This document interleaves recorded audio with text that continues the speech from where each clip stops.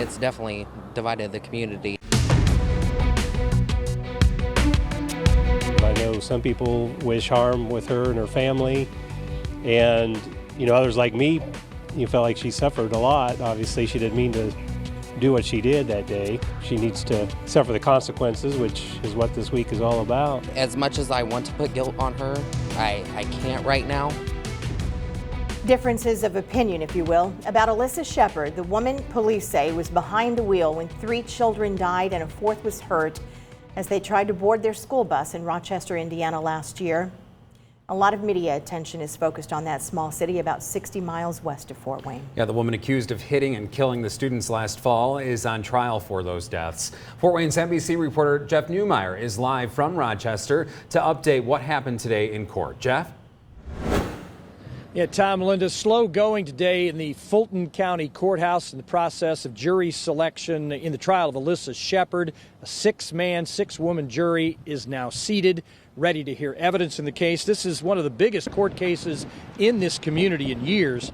Shepard faces 3 counts of reckless homicide, 1 count of criminal recklessness, and 1 count of passing a school bus with its stop arm extended, causing injury.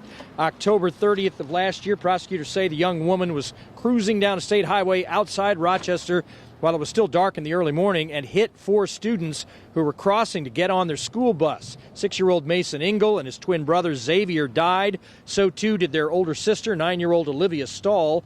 11-year-old Maverick Lowe was struck, but he was flown to Parkview Hospital in Fort Wayne and survived, though it has been a long, painful road to recovery.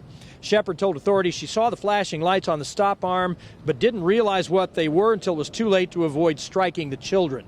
This case has prompted much sympathy for the families of the victims, but there is compassion by at least some townspeople for the woman facing criminal charges, too. You'll hear from a townsperson in just a moment, but first, from the grandfather of the children who died. There's a lot of anxiety knowing what my family's going to be going through in the couple days. I pray for both sides of the family. I feel very empathetic for the kids, their parents, what they've gone through, and her family too. I mean, it affects so many people, not just who's on trial. So, yeah, I feel bad for everybody.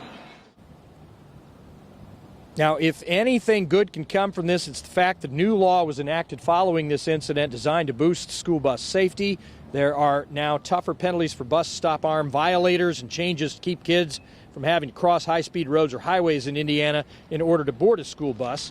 Alyssa Shepard's at risk of a prison sentence topping 21 years if she's convicted on all charges. Evidence presentation set to commence in the morning, and we expect this trial to last into Thursday, maybe even into Friday. Reporting from Rochester Live, I'm Jeff Newmeyer. Back to you guys. All right, Jeff, thank you for that live update tonight.